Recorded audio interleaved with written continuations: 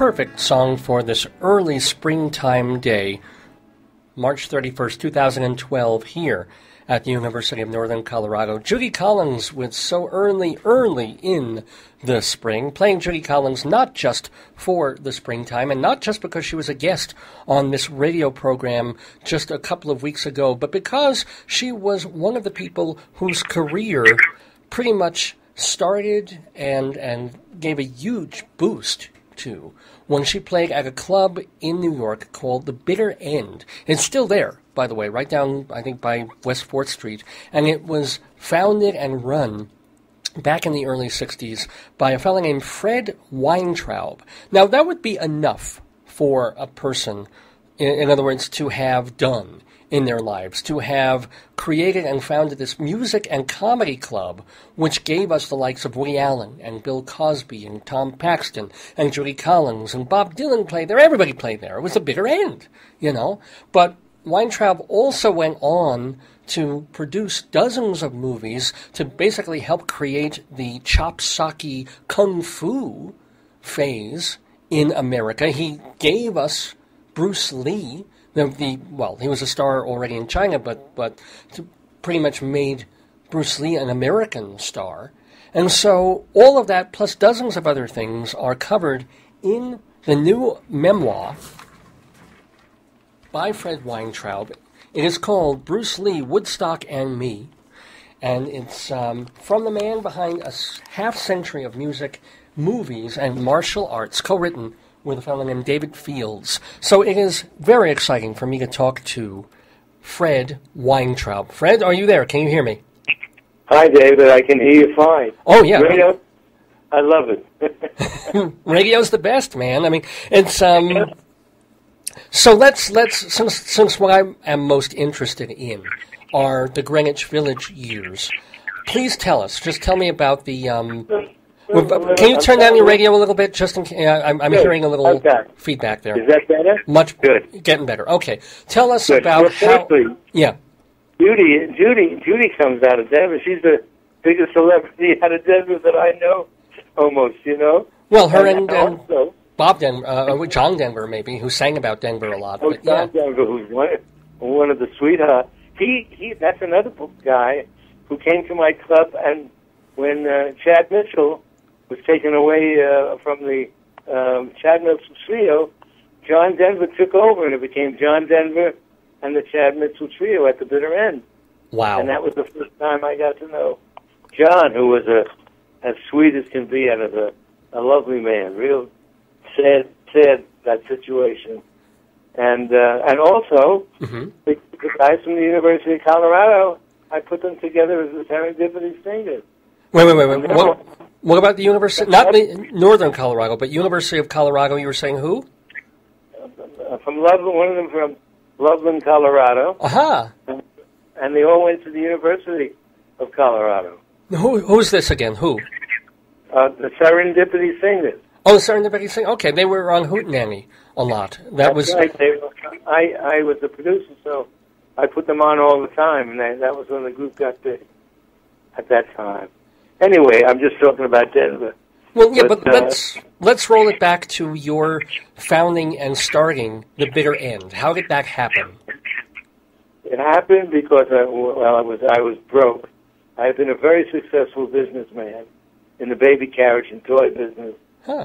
And when I graduated, and I started with one store and ended up with 50, and hated it, and hated that kind of life. And so after situation, I left it and traveled around over Europe, ended up in Cuba in a nightclub, and that was in the 50s. And then I came to Greenwich Village and played chess, and one day a guy was closing a place called the Cock and Bull, and I said, I'll take it over, I'll do something with it. And I did. I took out all the needles, and I took out all the smelly place that it was, and I chipped the wall, and it came out this beautiful brick wall. And if you saw Peter Paul Mary's album, which was on the charts for almost 2 years, that's the brick wall from the bitter end. Oh, wow. And that was the first album. And then Bill Cosby's first album. And then Woody became discovered by Arthur Gilbert at the New York Times at the bitter end, and I managed Joni Rivers. I managed Neil Diamond. And all those people. Joan Rivers? You were saying Joan Rivers or Joni Mitchell? Joan Rivers. Joan Rivers, yeah. I put them in a group called Jim, Jake, and Joan. Eventually, they almost killed each other, and the group broke up. And I said to Joni, who's a good friend of mine to this day, Joni, you'll never make it as a single. Of course, I was wrong, but I was wrong lots of times in my life.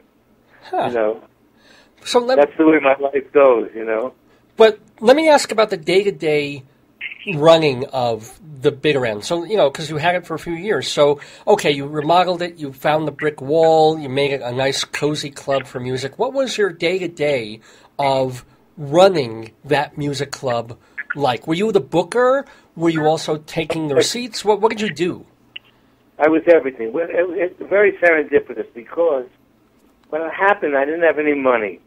And because I didn't have any money, I heard that the church in St. Mark's was giving up some of their pews. And so my group of my friends came over, and they took the pews and put them in the club. And because of that, all the seats faced forward. And where the Bible should be, unfortunately, instead we had cherry sodas, you know. And but the artists loved it because nobody turned around in their seats. Everybody faced forward. Oh. And secondly, I refused to have liquor, and that allowed any person to come in to the club. You know, anybody could come in, and at any age. And so all the kids from the university would come in from NYU. Oh. And it became very popular. It became most popular, and it became a historical thing in New York. It's over 50 years old and still going strong. So why did you? Know. Yeah. Why did you stop? Why did you give up the bitter end at some point? I gave it up one day because I always move on. It's just something new to do. And when I was offered a job at Warner Brothers, and because of the fact that I knew nothing, they gave me the head of production. And I had never made a bad movie, so of course I had the opportunity because nobody else never made a bad movie. And within 4 days, I had picked a movie that nobody wanted. It was called Woodstock. Oh, wow. And so that I knew the used market, and that became a big hit and saved the company. They were going to go out of business, just keep the record division when the new company was bought.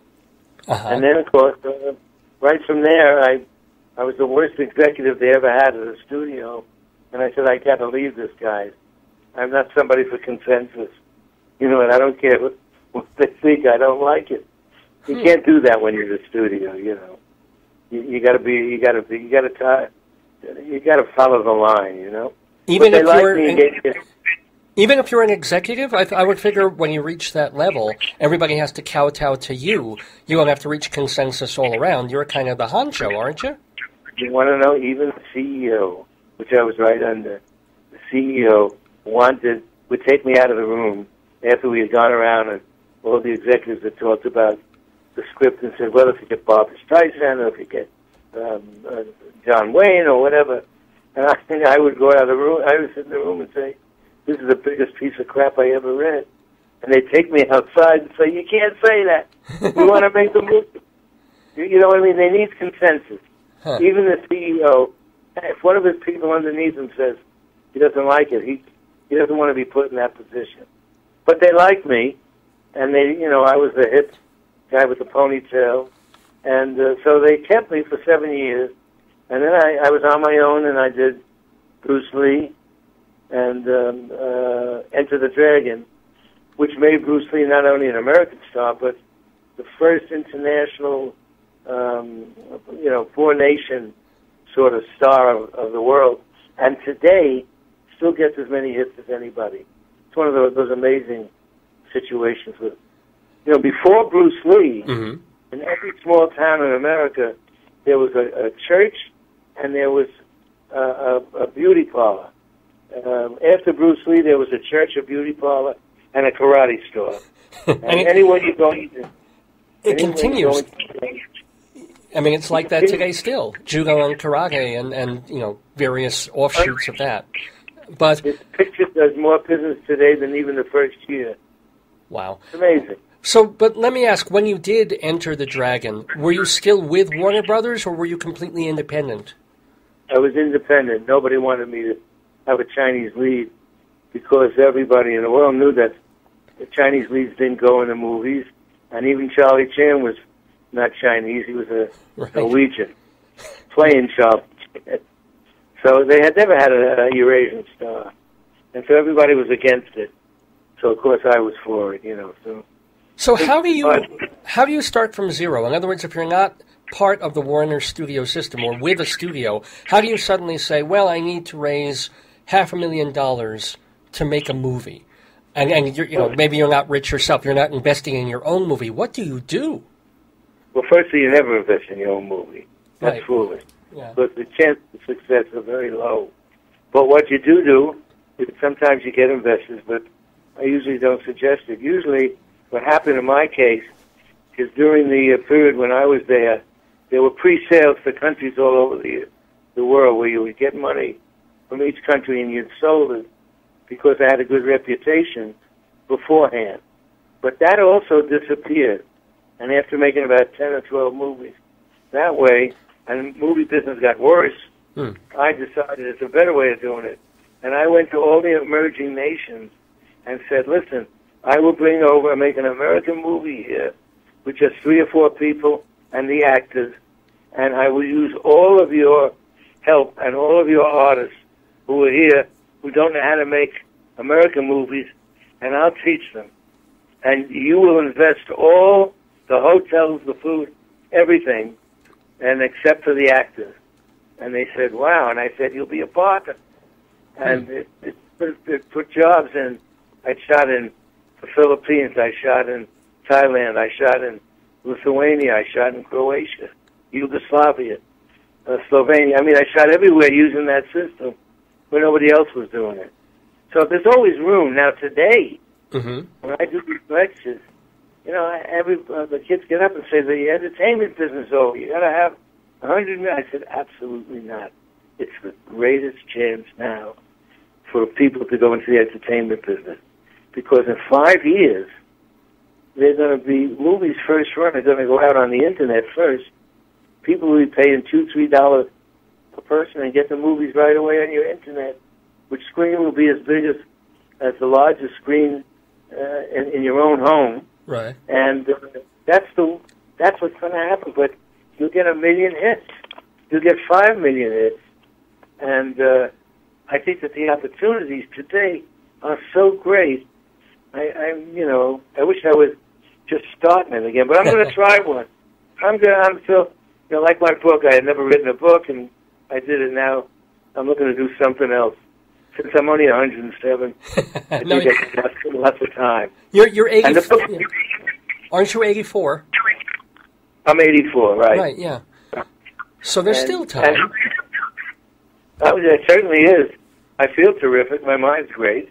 You know, your body, there's a couple of ankles and hip placements, but, you know. Well, yeah. Those things happen. So what is the last film that you produced? The last one I produced, I think, was the one for Hallmark. Yeah, it was, I'm asking my wife. Sure. I did 40 movies, so I forget the Femme Musketeers. The Femme Musketeers. Gerard Depardieu. Right, that's right. What was it with Gerard Depardieu? It was called The Femme Musketeer. Le Femme. So, you know, I mean, I've done with a lot of artists, a lot of stars. My favorite, of course, was McQueen. I really liked him. Steve McQueen. And, why did you like him so much? Well, he was a straight guy. You know, there are very few stars. There are a lot of actors, and they're very bright and smart. And that there's just like there are a lot of directors, and very few are really brilliant. You know, our business uses words like genius, brilliant, whichever's the latest fluff. You know, there are a lot of Kim Kardashians around. Right. But the fact is that Steve was a star, and hard to handle, but he was very easy to handle, and he was a very good actor, and knew how to write, and we got along great. We were in business together, and I liked him a lot. That's wonderful. That's because I was reading in the early part of the book, you do talk about Bruce Lee, and that he could be incredibly charming and sweet and smart and nice, but he also had that yang side where, especially when he became a star, it did go to his head. Right. It was too much. When I walked through the streets of Hong Kong with Bruce, before he was an international star, there would be 500 to 700 people just walking silently behind us. I never saw anything like that. He was a shooting star, Bruce. He was very smart. Started off very sweet, but it was almost too much for him. But he's okay. He's living with Elvis Presley in the Shaolin Temple in North Korea, and they're both having a good time. So who of the other major famous celebrities that you've worked with did you really love and did you really hate? Well, I liked working with Jackie Chan a lot. And I worked with Rutger Hauer, and I liked him. I know so many. Right. Yul Brynner, real star. I really liked George C. Scott, very bright. And I have my book in front of me because I've forgotten how many people worked. You don't remember.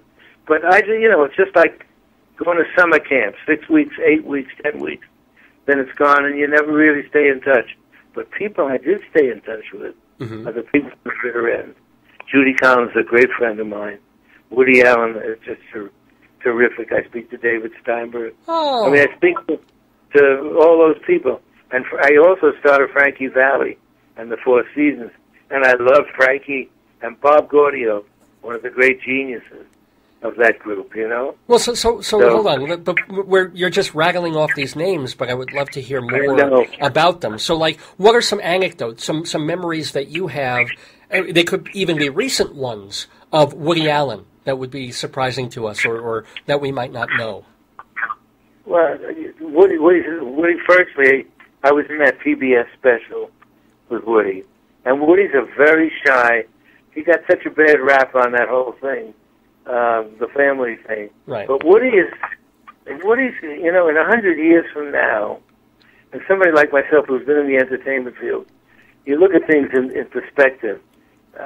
People are always shocked, sort of, when I say this, but in 100 years from now, when you're going to look back at the directors, you'll talk about Orson Welles, you'll talk about a one-shot Godfather, you know what I mean, which is brilliant. But for a body of work, nobody will beat Woody Allen and Clint Eastwood. Oh, yeah. I mean, I know they just are something special, and they show our times, and they're both very nice people.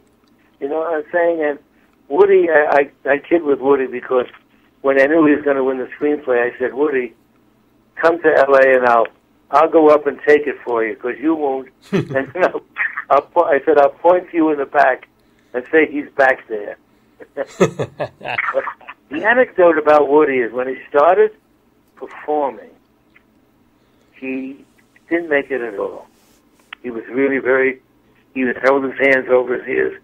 His manager insisted, since he was just a joke man for one of the comedy shows, Jack Parr, I think, and he would get off the stage literally in tears.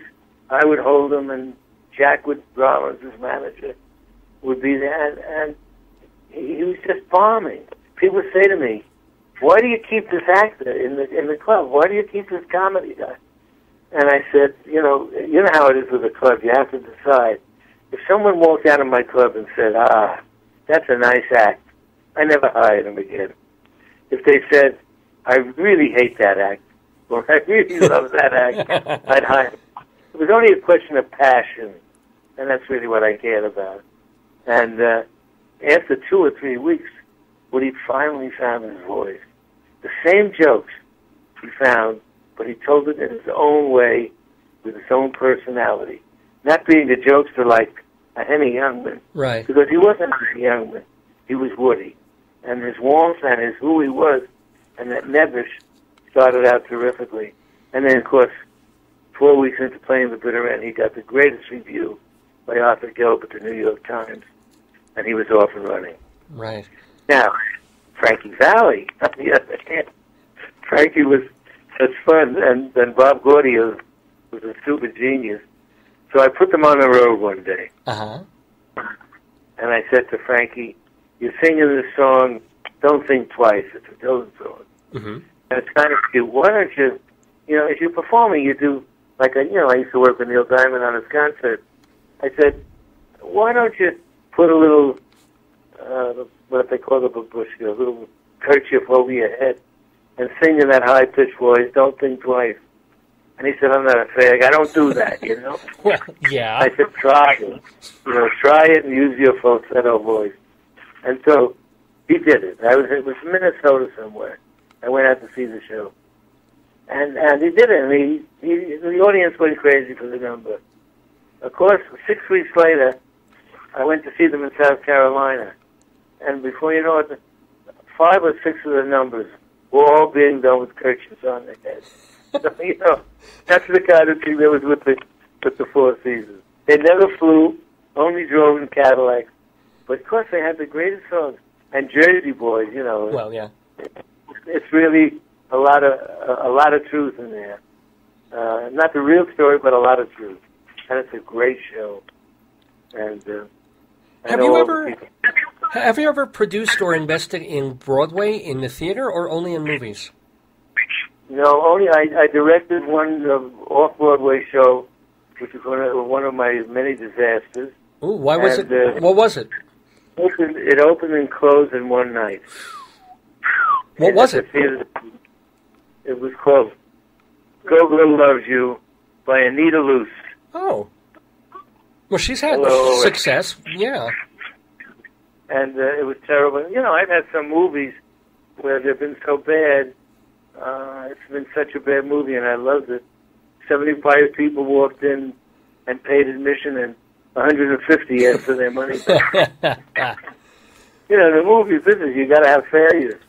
And that's one of my, today the people don't know that I use the old Winston Churchill saying, success is going from failure to failure to failure without losing enthusiasm. Mm. And that's how I feel. You just keep going. I was going to call my book, Just Do It. Can I ask, at what point in the process of producing and making a movie do you really have a sense that it's going to flop or do you not know until the final cut? Do you sort of have an inkling right in the middle of shooting? Or when do you get that feeling that you know if it's going to be okay or a disaster? The first day that it's released. Oh, okay. It's one of those, I hate to say, I can give you 50 stories of movies that they were positive about, that the executives looked at every bit of Russian, they knew it was super, at the greatest stars, and didn't happen. And then I can give you pictures that they threw away and turned out to be, since nobody even wanted to buy Star Wars. They sold it to one company, but they couldn't sell the part. Right. I mean, there are so many stories about that. I'll tell you what. The best example. One, when you see a script, if you have a good script, that's fine. And if you have good actors, that helps. Mm. But it's a collaborative art. It needs the help of everybody, including the caterer, the big caterer. So people, they all list on the directors. But if you always look at a new director who makes a movie and gets a lot of accolades, look at the cameraman. Because unless the director of photography is sensational, then you'll be in to know why that first-time director did well. But when you see a cut, the first cut, I call them vomit cuts. You're always ready to throw up. And then you put the movie together in the editing room, and it gets better and better and better. And then you even do tests. And once in a while, tests are great, I mean, I saw the first running of The Exorcist. Mm. People stormed out, so upset, cursed at the producers, cursed at the studio. I mean, it was amazing. And remember I said passion. And I looked and I said, well, now you got a major hit. They really hate it, and they love it. And that's, it's, how do you figure these kids are going to go to hunger? Well, now they have such ways of publicizing. But that'll stop because digital is too much now. How many car crashes can you see? In 5 years, you'll know all of them. If we don't know them already. Can I ask Fred Weintraub, what was your favorite movie-making experience, besides maybe Enter the Dragon? But of all the movies that you were involved in, what was your favorite experience? It's hard to say because they all start out good. I always have enthusiasm. But the one I love, I must say, is Tom On with Steve McQueen. Oh. It's a Western, came at the end of the cycle of Westerns. And it's a wonderful, beautiful piece with John Alonzo, a cinematographer who was sensational. And I love making it. It's just a piece I'm very proud of. Cool. And I'm really glad. And now my book can be gotten on Amazon. Now I'm doing a pitch. My book can be gotten on Amazon and every place. Of course. In Barnes & Noble. In fact, let's remind everybody that the name of the book is Bruce Lee, Woodstock, and Me, and it's by Fred Weintraub, put out by Broadtree Canyon Press, available in all the usual places. Plus, you have a website of your own. You do have fredweintraub.com, so people can find out more about you there. Can I ask, I totally forgot, are you in any way related to the other movie producer, Jerry Weintraub? He's my great-grandfather. Now. His name, actually, the truth is that Jerry used to hang out at the Bitter End. His name was Jerry Woods, but he couldn't make it in California, and he changed it to Weintraub, and everything was fine from then on. Wait a minute. You're telling... No, come on now. You're telling me he started... These are only jokes because people always ask me, and Jerry always gets angry when he gets my emails. But he's... he did the concerts for Neil Diamond, and Jerry's a sensational promoter. Right. But you're not related. He is not in any way... No. Okay. We're no way related. Because there's another Weintraub you mentioned early in the book, and you also have to say, nope, not related, so I was just wondering about that. Yeah, no, none of them are related, and except my daughters. And, I'm sorry them. So can I ask, before we let you go, I haven't gotten to this part of the book yet, but in running a club, in making movies, you must have, and apparently you did have, run-ins with the criminal underworld, with mobsters and things like that. How do you deal with that? Well, in the village, of course, it was prominent. I started out learning about that when I was in Greenwich Village, when they wanted to make it into they came in and offered me money to have a liquor license, which they could get in 2 days. And I said no. And I got to be friendly with them, but when Neil Diamond's contract was owned by a company that was not so up and up, I had to get him out of the contract. And it was tough. I think that the best thing you can do is be yourself. The only thing I learned from them was they always were my friends. They'd come over and say, Fred, we really love you, but don't park your car in the garage. We want to protect you. You know what I mean?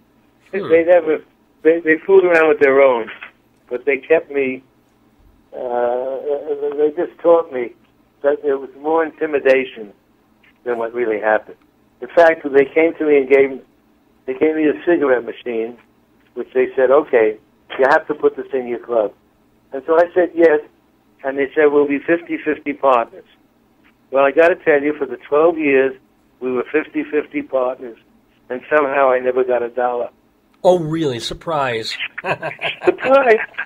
So, but they were very nice to me. I did have run-ins, but, that's what happens. I was beat up sometimes on things I did, but I've been through it.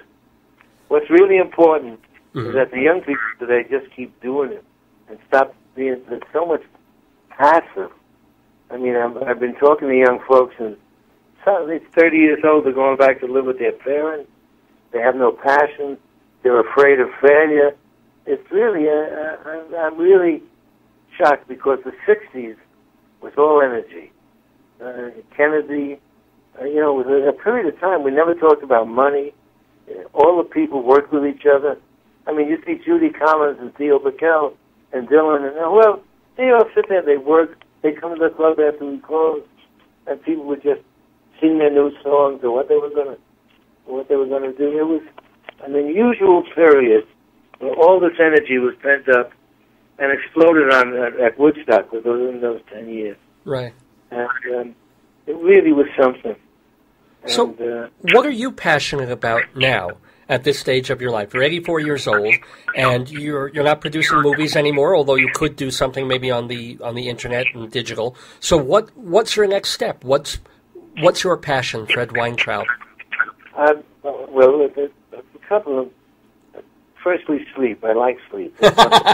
Okay. But there's always something. I'm working on Awaken the Dragon, which is a prequel to Enter the Dragon. Since you can't replace Bruce Lee and never will be able to, we're working on a screenplay now to develop with Warner Brothers Awaken the Dragon, which I suggested we do a prequel with an 18-year-old about the story. And then I've got one or two other. Warner Brothers has just picked up one of my old movies called Outlaw Blues. And then, and I've got TV shows. It doesn't stop if I want to stop. Like it pulls you back in. That's it. Like every day at least I get one script from somebody, somewhere. Right, of course. But I can't handle those, And I'm working to, I love the internet, and Broadway fascinates me, but it's too tough. Well, yeah. Broadway now is a little, when even a little non-musical show costs $1 million or $2 million to put up, it's like, what do you do, You're right. No, there's off-Broadway, you could think about that. So, and I think that's great. And can I ask how, your wife has been there through the whole interview. How long have you guys been married? 26 years. 26 or 46? 26. 26. Well, mazel tov either way. Congratulations on that. It's my fourth marriage. Wow. Yeah. I will be honest with you and tell you that my first three marriages, one of the mystics was so surprised because their first names were all the same. Huh. Their first names were really plaintive. That's my only joke. Hey, did you ever, when you ran The Bitter End, did you ever get up and do stand-up comedy yourself? Did you ever try it? No, but I did do a show called From the Bitter End, in which I introduced all these people. Oh, cool. Well, and that was what we did. Well, it has been absolutely delightful talking with the one and only Fred Weintraub, hopefully with many more projects to come. Everybody, please get a copy of Bruce Lee, Woodstock and Me by Fred. Oh, and by the way, let's give credit where credit's due. The book was written with someone named David Fields. How was the workload split? I mean, did he tape record you and write it, or how did you work on the book together? That's interesting for people to know, because what happened was I had been thinking about the book for years, wrote some stuff and put it aside and wrote it. And some agents had come to me and sent me writers, and finally I said no to everything and went back to a guy who had written some good screenplays for me. And I said, let's write a book together. And so the way it worked is we went on Skype, and I would give him the story. Mm-hmm. He would record it and rewrite it. And then he'd send it back to me, and then I'd edit it. And then that's how we built. Cool. Slowly. It's a real collaboration. Then we got to 500 pages. People told us we had to take 200 pages out. And we did. But he's an excellent writer. Everybody loves his writing. I haven't heard one comment about it. He's just good. And it's a very, very good book from what I've read of it so far. So everybody, go to Amazon, get Fred Weintraub's memoir, Bruce Lee, Woodstock, and Me. Mr. Weintraub, I do want to thank you so much, not only for being in the neighborhood with me, but for all the music that you, and the comedy that, through your auspices, we were allowed to hear for the last 40, 50 years. It's really been an impressive run. Right. Well, thank you so much, and I'd love to. You're great. You bring out the good in me. That's wonderful. Well, thank you. It's been an absolute pleasure, and best of luck for many, many years to come. Yeah, thank you. Bye-bye now. Bye now.